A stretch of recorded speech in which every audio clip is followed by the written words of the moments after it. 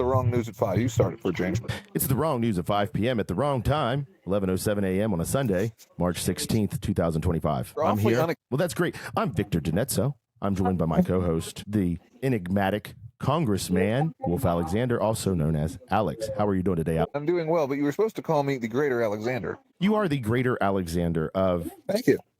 If the choice is between you and... Alexander the Great. Right, because he was a bad person. Maybe, probably. I mean, yes, I would assume.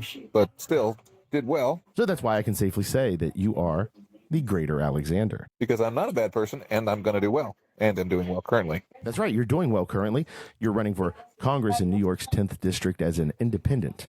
I am the Fighting 10th. Well, excuse me, the Flying 10th. Fighting 10th right. is Stephen Colbert's. Yeah, Stephen Colbert and you have very little in common, I would assume. I don't like him anymore. I mean, not that I loved him personally ever, but I mean, like his show, the Colbert Report, was really funny, and his CBS show is totally neutered. I think that's because we're getting a more authentic Stephen Colbert as who he is as a person. He's very Catholic, very neoliberal. You know, that's who he is. And but he did that amazing character. Well, a neoliberal really doesn't like a Republican either, you know, so they are able to satirize it. He was a rebel comedian then, and then he became part of the establishment, and just like AOC kind of went, well, I guess I better not be so critical. I don't know. I think that maybe there's a lot of nuance to his portrayal, and I don't know. There's a lot of people who criticize his version of satire as being... But that House Correspondents' Dinner was heroic. Like I said... The courage to do that, unbelievable. Because the entire dais was glaring at him thinking, how can we kill this guy? Right, but again, then at that point, his targets were people that even still he would probably, well, maybe not now. You know how these neoliberals have completely whitewashed that era. I was literally just watching something the other day from 2007. It was something that popped up on YouTube. I think it was Jay Leno, one of his stupid headlines clips, right? It was just playing in the background. And he had something about George W. Bush, and the audience did not find it funny at all. And I realized that's because it was 2007. People at that time still really hated this guy who was responsible for all of this death and destruction. And now in 2020, he's like this, hey, he's like a lovable old man. Isn't he cute with his paintings and stuff? And it's like, I lived through that. I remember that well. And I know these people did too, most of them. And I don't get... Okay, let's have the discussion. Let's do it. 9/11. 9/11. Was it an inside job? This is your district. Absolutely. Okay, walk us through it, Alex. I know this is terribly controversial, but it's the absolute almost truth as far as I can tell. I am not 100% sure, and I would love to speak to a room full of engineers about some stuff, but the engineer who built the World Trade Center said that it was designed to withstand the impact of a jet airplane, a commercial one, a 707, which was almost as big as whatever hit it. So there's no fucking way that they both just crumbled like that from pure luck. See, and this is where you and I would probably differ a little bit. To me, the conspiracy is how much was known and when and who was responsible. I'm saying that it was arranged by George W. Bush with Dick Cheney's backing. Well, you're saying at this point that it would be a controlled demolition on all of the towers, Actually, right? It was vice versa. What? Are you saying that it was a controlled demolition? There is testimony from firefighters saying we heard bombs going off around us in the bottom of the building. See, I don't know if I'm there with you yet. I would need to actually dig deep into it. But they've done a great job. Let's shift to Washington, D.C. That nobody seems to be able to find this airplane in the sky, and when it hit the building, it vanished into thin air too. Where's the destruction of the plane? Where's the engines and all that heavy hardware that just doesn't vaporize because of a regular TNT, whatever, detonation? Okay, so this is what's really interesting. I've seen all of the breakdowns. I didn't read the full report, but I watched a breakdown of it on the History Channel when it came out. The official, the popular mechanics or something. Yeah, the science behind it. All the official channels, and this happened in the JFK assassination because Jim Garrison, the district attorney of New Orleans, went after a supposed conspiracy, and everybody agrees that that one was probably a conspiracy, and certainly was. Even the House of Representatives said that one was a conspiracy. So anyway, the entire mainstream media shut him down, Jim Garrison in New Orleans. So I know that they're doing the same thing with... Here's what I'm going to say. The thing that was interesting to me was that on the Twin Towers, you can see where the wings hit the building. There's not a clean... Let me finish. Because on the Pentagon, they expect us to believe that there was this circular hole and that the wings disintegrated upon impact. Okay, I thought you didn't know that. That's suspicious. No, that's one of the things that honestly... Where are the engines? You know how much metal that is? It doesn't vaporize. It doesn't melt away. It's not on the ground. Where the fuck are... So if it's that big of a conspiracy, I mean, this is... That big, that's how it was done. Do you think that at some point, do you believe that some point in the future it will be uncovered, or do you think this will be lost in the cover history? And how so? You don't think the cover up... how many people were involved? You know what? Literally, I think we should do, if we can't find an abandoned skyscraper, build one and fly a old airplane into it and see what actually happens. You've sold me. I'm on board. I like that. I like that plan. Replicas, right? They have to be exact replicas. Both crumbled exactly the same way. There's no way. It's not possible. All right, I'm going to give you. There is a lot of.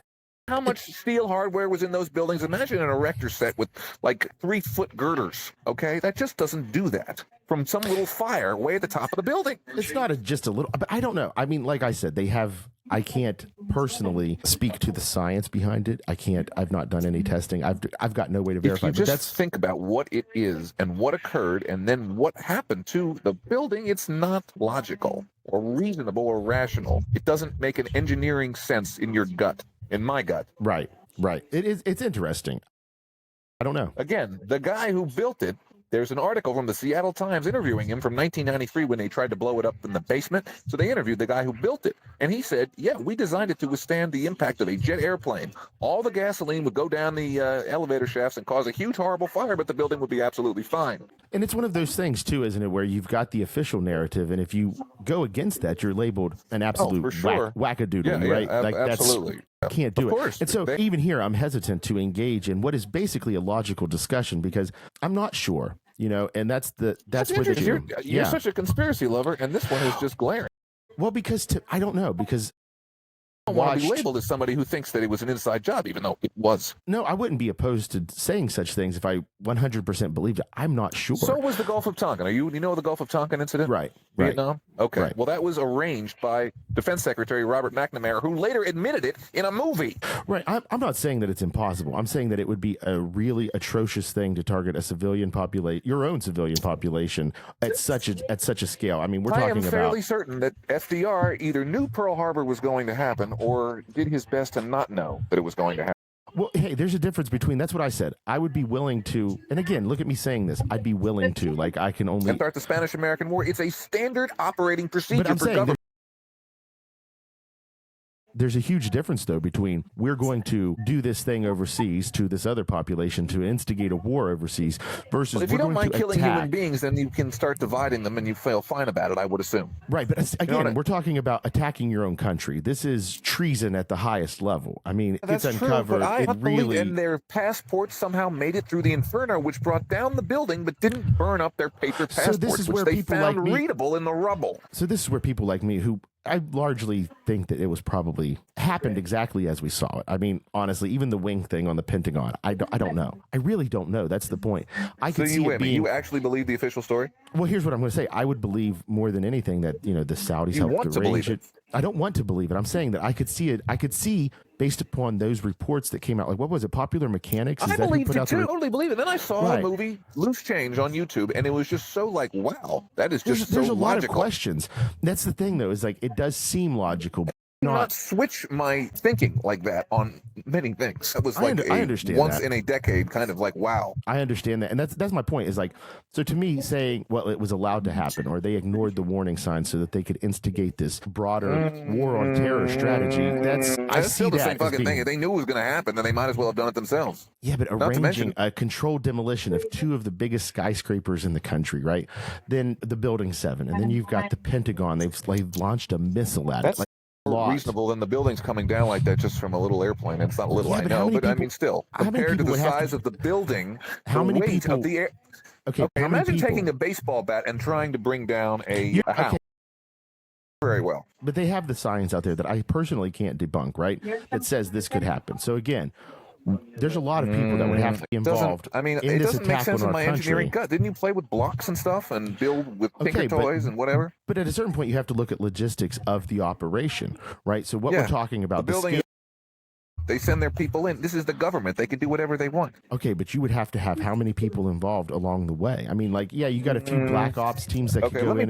You and I are George W. Bush in the year 2000 You're after he wins. But my question is how many people? It's going to be lots and lots and lots of people. You could probably get it done with 2 Navy SEAL teams in terms of the demolition and planting, or 1. Okay, if you're, I don't know what the teams look like. It looks like a team of guys who know how to do that kind of stuff covertly. Right, but you're talking about a lot of explosives to bring down. I mean, like, let's look. I mean, I don't have it right in front of me. This is a one-night operation for a professional crew. Okay, but I'm saying not necessarily. How many pounds of explosives are required? It can be done, because if they're okay, I am totally convinced that it can be done, rather than it can be brought down the way you imagine it was. Well, again, the science that I've seen suggests that it's possible to come down that way. So to me, Occam's razor here, which again doesn't always work out. I'm admitting that freely. I'm not saying that you're totally off base here, but this is why I measure things. I weight them. And to me, that's fair enough. Anyway, 9/11 was an inside job either way, because George Bush is a piece of shit. And I don't think the Secret Service will come for me saying that, right? He's an asshole.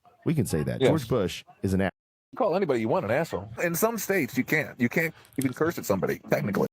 I know in Virginia Beach, they have signs everywhere that say "Don't cuss," and that's say nuts. Fuck them, Absolutely nuts. That'll be on the list. There's all kinds of stuff that I want to fix, like this free speech problem. This is one of my more conservative, I guess. Free speech doesn't make any sense. That it should be a conservative point of view that free speech is appropriate, but that's something that I want to talk about here with free speech. We now have the president saying anybody who criticizes Israel is a terrorist, and that they're going to start targeting those people. Wow, that's nuts. So how does this party? It's not a state. We don't own it, at least not officially, and we shouldn't. Even if we owned it, that's limiting. I don't want to own it. We have enough imperialist property all over the world already. We're talking about free speech here. So how would you approach this conversation with these Republicans out here, the right-wing people? I would tell them to go fuck themselves. Right, but this is an interesting dynamic, right, where we now have the Republicans pushing these actual suppression of speech, something that they are vehemently against, supposedly, something that they stand up against in every operation. It's constantly back and forth. The hypocrisy is traded between the two parties on every single issue, so you never actually get firm ground on any truth. Or isn't this one a stark departure from something that is always is a stark foundational right? But this is really this. You don't find this alarming? Everything they're doing is alarming. Stop telling me. Well, that's fair, but I'm okay. But we're talking very specifically about this free speech issue, and yes, that's annoying. The attack on it right now. If they try to stop me, then they're going to have a problem. Okay, so what would you say to people who say that themselves? Okay, so we're not okay. Fantastic. That's a great conversation. Go fuck themselves. Let's see what else is going on in the news today. Yesterday we had a great conversation about the movie Scarface that I just don't think we can replicate today. But we could, but I don't really want to talk about it again right this second. Exactly. But we will do it again. I don't have the energy again. I have another movie. What movie have you seen lately that you've not enjoyed or enjoyed? I haven't seen a movie lately, but I did. I'm watching the trailer of The Social Network over and over. Not the trailer, actually, a scene. There is a chance that if we talk about something that's super popular right now, people might actually listen because it'll show up in the SEO. So, have you watched any Severance on Apple TV Plus? Okay, I don't watch television.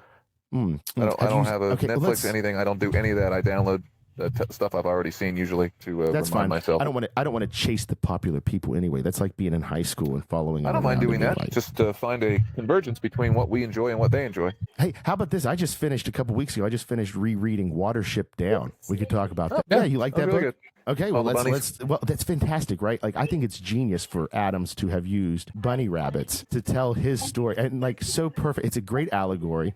There's a lot of problems with it from my point of view, of course, because I'm a contrarian who sees problems in everything. But problems overall, in the book. Yeah, in the book. But overall, what were the problems? Okay, so I have to hear. Oh, fantastic. Okay, I've been waiting for somebody to ask me. Okay, so in the book, you have several issues that pop up. Let me see if I can get my thoughts together on this. First of all, the idea of colonization, right? You've got Hazel and his group of bunnies. They leave their ward, right?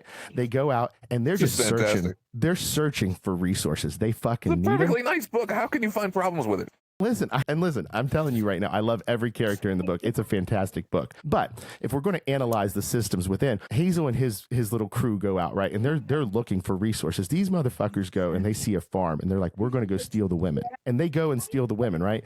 They find out that there's this huge war, this huge other war. It's totally I mean, maybe they wanted to stay. Yeah, but again, but then even the way, what is it? No, they came with them willingly. I mean, that's not the issue, really. Oh, okay. But it's the way that their mindset is. Everything is justified for their survival, right? And that's kind of how these things happen, especially in war when there are displaced populations and the chaos that ensues, right? So, but then they go and they find Ephrafa. I can't. How do you say it? Those are stupid names. Anyway, they find Who was the hero bunny? I forgot. There was Hazel one that was always kicking ass. Was it Hazel? Okay. Oh, you mean the one who was beating up people? That was Bigwig. There was Bigwig, Dandelion. Well, hey, but Hazel was the mastermind of it. Hazel was the leader. He was the clear. Okay.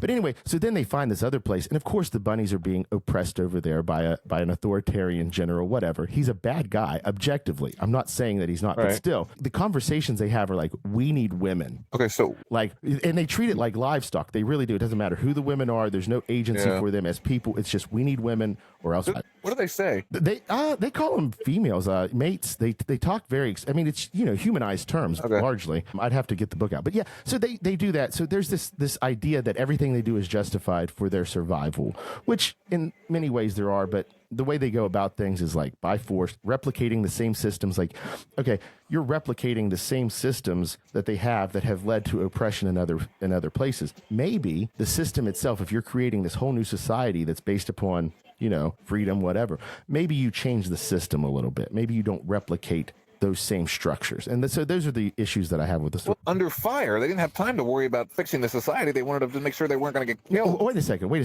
They weren't always under fire. Not a nice place to live. Somebody showed up to mow it or attack them or whatever. No. After they leave their warren, they go and they find the one where everybody's I think that one, they go to, I forget what it's called, but it's the one where it's basically like all the elite of society. They have everything provided to them. They turn a blind eye when people are disappeared. Oh, we don't talk about the system. It was a super, there was all kinds of corruption and stuff. Right. And they were fat and lazy. Like they had everything provided to them because there was a guy who was. They were elite. No, they were. They had freedom. What do you mean they weren't allowed to leave? I thought they had to escape. No. Well, they did. They ended up having to escape because... That doesn't sound like a very good place to be.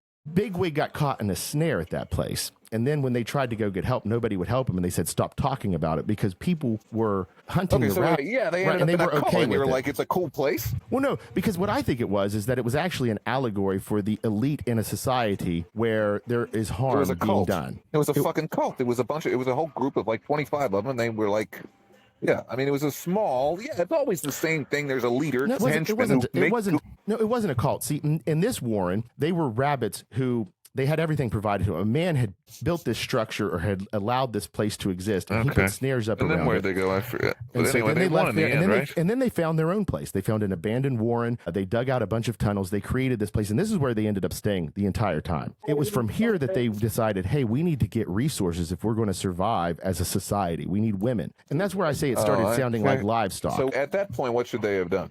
Okay, it was a bunch. So what you're telling me, it was a bunch of boy rabbits in their warren, and they were like, "Okay, what do we do now?" Well, no. They should have. I don't necessarily have a huge problem with everything. They needed resources. They found a society where they had too many people living. They didn't have enough resources. It was authoritarian. Those people wanted to come and start a new society with them. That's not necessarily the problem. They didn't steal anybody's land. I'm saying, though, is that they replicated the system, and the mindset within leads to the same problems overall. So it's the treating women as though they are objects. It doesn't matter who the women are. We just need mates, right? It's that kind of language and stuff that this I think book was written in the 70s. Keep in mind. So again, I'm not. Look, you're asking me. I'm not talking to you. Right. And I'm just saying, like, that's my issues with it. But overall, it's a fantastic book. And I think it's genius the way he used these bunny rabbits to really make it the was like story. Animal Farm, except it was one kind of animal. And then, like, for the longest time, he said it doesn't mean anything. It's just a book about rabbits, kind of just taking all the air out of it. Standard from the comedian. Right, exactly. But in his autobiography, he talked about how it was actually basically this story about how when he was in the war, they went on this mission, they got behind enemy lines, things went sideways, and then there was this daring escape, and he turned it into a story about bunny rabbits. Cool. So there's a lot going on. It was harrowing. I mean, it's exciting. It's a very good book and very dark in many ways. I mean, it's easy to read too. That's the thing. It's not a difficult book. It is something children could understand for the most part. It's not. It's marketed towards children. I actually did not, and I put a hold on it on Libby, but it's a 6-week hold, so I might have to look for it elsewhere. 6 weeks. Oh, do you have a apparently it's really a new show. Good. It's a show on Peacock now. Apparently. Oh, don't do that. If you want to do the fast version, I'll do the movie. Oh no, I'm not watching it. I don't care for adaptations of books very often, but I always read the book first. Otherwise, you just get the worst story. You don't do ebooks? No, I do. I just need to. Oh, you didn't want to pay for it. If I don't get a physical book, I just prefer to do it on Libby app so that it's free because I'm not going to probably won't reread it. But if I get a physical copy, that's one thing. You have more than enough to occupy your time. Right. I'm actually right now. I've been reading the. Have you seen the Silo series on Apple TV Plus? Not watched it, but have you seen it? I don't watch. No. Okay. Well, have you encountered it in the wild? Is different than have you watched it? And that's what I was asking. No, I have not. But anyway, so it's based on this series of books. It starts with wool, like wool over your eyes. Dust or shift and then dust. It's a trilogy, and the concept is that these people live in these silos underground and all of this stuff. But it's a really good book series. It might not be the best written or whatever. Are you getting paid to advertise it? I'm just saying that it has a lot of ideas about power, and what are your ideas about power? That it corrupts, right? Like that's the whole idea. Is that as soon as you get into a position of power, you immediately say, "Well, maybe I'll play with these people." You immediately start thinking you're more important than other people. Because you're at an upper level now, and you're like, well, wait a minute. I'm going to reevaluate things. Maybe I'll just try to work within this system and be one of the boys or girls. And no, it's bad. Right. Or maybe we'll just reset the entire planet and kill everybody outside of these silos, right? No. Yeah. So anyway, that's the point, though, is that there is an absolute ability for power to create evil, even in people who seem to be good. That's the idea, I think.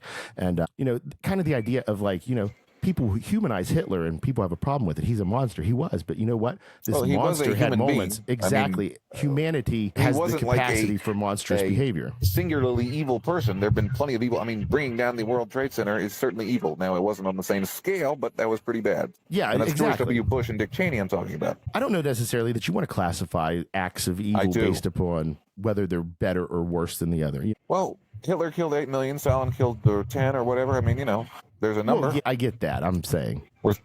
Whatever it was, lots of people. Doesn't seem like. I mean, if you really want to be that kind of person, you got to get to 100 million, or there's really no point. Well, no, but my point is that there's a lot of harm being done in the world, and because people don't see the levels that they saw in World War II, they dismiss it as not being as serious, and that's my only point. These things matter no matter the scale. You're right that the atrocities there are singular almost in scale, especially in the 20th century. That's a lot of people, But today we're still seeing. There's a lot of death worldwide. There's a lot of targeted populations worldwide. And even if it doesn't seem at the scale that it was at that point, it's still worth paying attention to, still worth calling out. That's my only point. I was wondering what you would call the Japanese government of World War II. Would you call them fascist? Or do you have a different word? Do people have a different word? I don't I've think never they really were heard them called fascist, but they I've never definitely heard them called were fascist either, right? That's an interesting point, but that might speak to the fact that we use that term exclusively for more Western cultures. Right, but I mean, they were just as bad. They were. The system was sort of rigged up basically the same. I mean, the emperor was kind of like the king in England, and he had the council, the prime minister, premier, or whatever it was. Anyway, Tojo. It's a great conversation to have if you're willing to have it for just 1 second, because this speaks to a larger issue that a lot of Black and indigenous people have. Well, it actually speaks to, this is what I'm talking about. The cultures in Asia and in Europe oftentimes had a lot of similarities, a little bit difference in structure, a little bit difference in culture, all of that. But overall, the idea was the strict hierarchy, and they all in some form or another. Right. So I'm saying there's this broad connection. And so that's my point is that you look worldwide, and the term BIPOC came about because Black and indigenous people in Africa and North and South America especially, but in other places in the world too, Australia, all of that, they were colonized. They had their histories, their cultures, everything completely erased, populations decimated. And so that's why that term came up. It doesn't just mean anybody who's not white. It was specifically about these two populations or groups. And Asian Largely, people it was the were Christian as imperialistic. Europeans who fucked everybody over. Well, yeah, but there was still a lot going on. And these people in Asia had these same structures that withstood, Every culture has been mean to the lower classes and the weaker people. This is a standard operating procedure for. No, but that's what I always talk about. That's my point, is that these cultures in Asia and Europe were dominant. They were dominating forces. They centered their strength. They centralized their strength. They centralized power, right? The systems outlasted any man. And so these things grinded away at these smaller populations that didn't prioritize power. And so now that we're in a new age, I think that we need to restructure how we see things. if we could get people to focus less on that central power and the central identity of, being American or being Russian, whatever it is, we would get a lot more done. We've got to center the humanity of people versus these dominant power dynamics that function within the function as our government. Basically, that's what governs our life, and we need to move past that. And so, that's the core of everything. The only way I can think to do it is just have a direct democracy using smartphones. I mean, look, that's a start, but again, you got to have core ideas, I think. Otherwise, unless people are actively participating, how about this? Direct democracy, but if you want to vote, you've got to take a test about what the issue is. You've got to know what the issue is. Test. Not a citizenship test, but before the vote pops up, what is this bill about? If you can pass a citizenship test, you can play with direct democracy. All the immigrants will be able to do better than the Americans. But you have all of these assumptions, and I'm saying, so what do you do with direct democracy, knowing that the majority everything that the government currently does? Yeah, but you have no protections in place for the people who need it most. Protections for what? Right now, the government is functioning properly, and it's ruining people's lives. Okay, so what happens whenever the majority says, you know what, we don't want... Now the majority's saying, let's throw these people out who made the trek all the way from Panama, which is fairly cool. Right, so that's what I'm saying. So what do you do when there are populations that are vulnerable that the majority doesn't care about, that they say, we're just kicking them off? I mean, that's what's happening right now. But I'm saying, so what do you do in that situation? So why is direct democracy going to be scarier? Again, because you have there's no protections in place, and there won't be any. So how does that make a difference? Unbelievably about the current situation. I suggest an alternative, and that one's going to be horrible too. I'm asking you though. That's my point. So you have this grand idea for direct democracy. Okay, what direct do you democracy do to only protect people with the legislative branch. How about that? President is elected normally and functions as the president currently. What does that have to do with policy? I don't understand. I don't understand how that protects. Okay, because direct democracy, construction that you don't like. Direct democracy wouldn't have got us civil rights. It's that simple. We currently have them. Actually, direct democracy probably would have, but I don't want to go back to that. No, it wouldn't have. It wouldn't have, though. There were places in the South that would never have allowed. Yes, I think that still goes on. No. There is a literal Nazi castle. Average. Yes, average. Yes. Oh, all right. 51% of. Okay. Well, you know what? There's a reason why you.